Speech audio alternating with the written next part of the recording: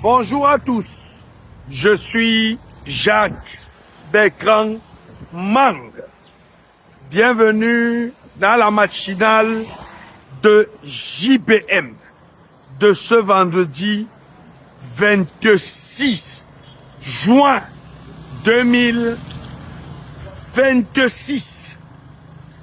Mesdames, Messieurs, la matinale de ce matin est consacrée à une question essentielle, à la question des microfinances et de l'escroquerie des microfinances au Cameroun. Beaucoup parmi vous ont eu à épargner de l'argent dans des microfinances au Cameroun et n'ont jamais pu récupérer leur argent. C'est le cas de la dame que j'ai présentée hier sur ma page, qui est venue me présenter une situation triste. Elle est malade. Elle est en détresse alors qu'elle a 5,5 millions gardés à la microfinance Crédit Populaire SA. Cette dame qui, depuis des années aujourd'hui, depuis 2 ans par là, essaye d'entrer en possession de son argent, mais ne parvient pas. Elle n'est pas la seule.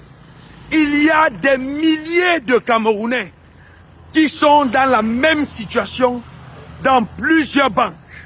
Alors, si l'État du Cameroun ne peut plus garantir aux citoyens le simple fait que si vous gardez votre argent dans une microfinance ou dans une banque, on puisse vous le restituer, qu'est-ce que l'État peut encore nous garantir?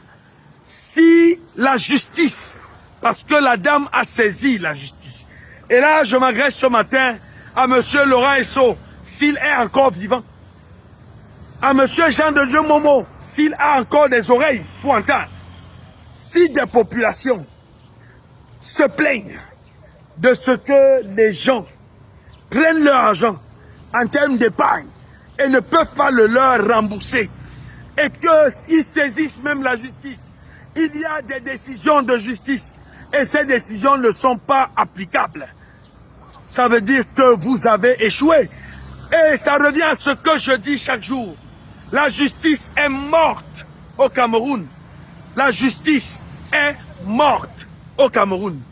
Au Cameroun, on a un ministre de la justice et un ministre délégué de la justice, mais qui ne font pas leur travail.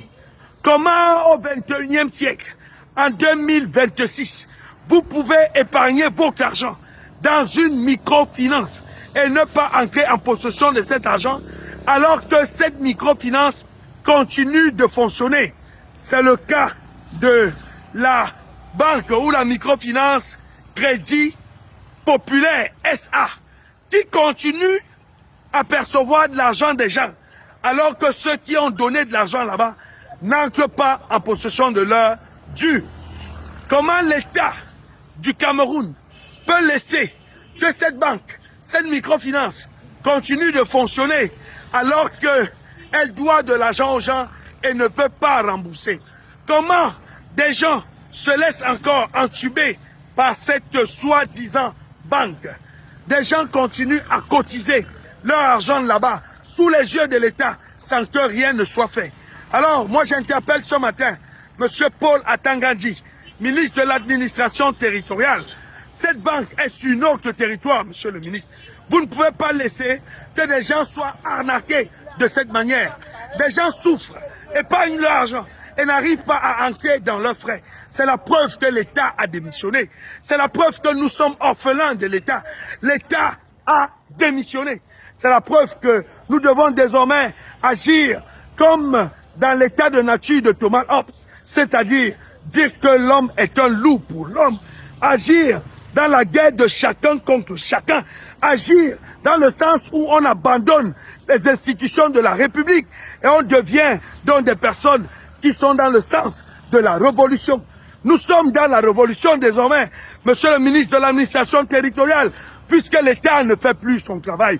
Nous sommes dans la révolution désormais, Monsieur Paul Atangandi, puisque l'État a abandonné les usagers, l'État a abandonné les administrés, l'État n'est plus là. On a des microfinances qui sont sur votre territoire, Monsieur Paul Atangandi.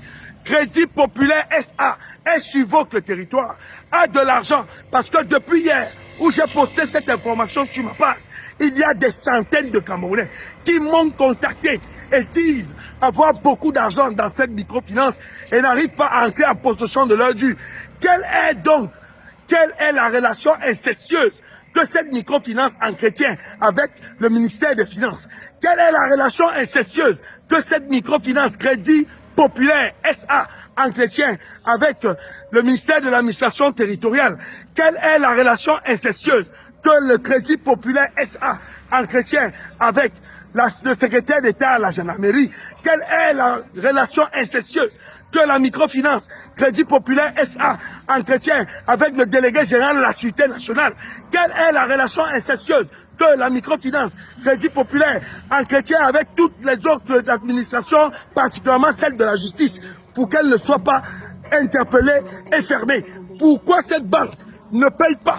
Pourquoi elle ne paye pas les gens et continue à percevoir l'argent des gens sous le nez de tout le monde, sans que personne ne soit interpellé? Je dis donc que puisque l'État a démissionné, puisque les prérogatives de puissance publique de l'État, il ne les utilise pas, puisque la violence physique légitime de l'État, l'État ne l'utilise pas pour attirer en justice, pour condamner, pour charcuter même ces personnes qui dérangent les populations.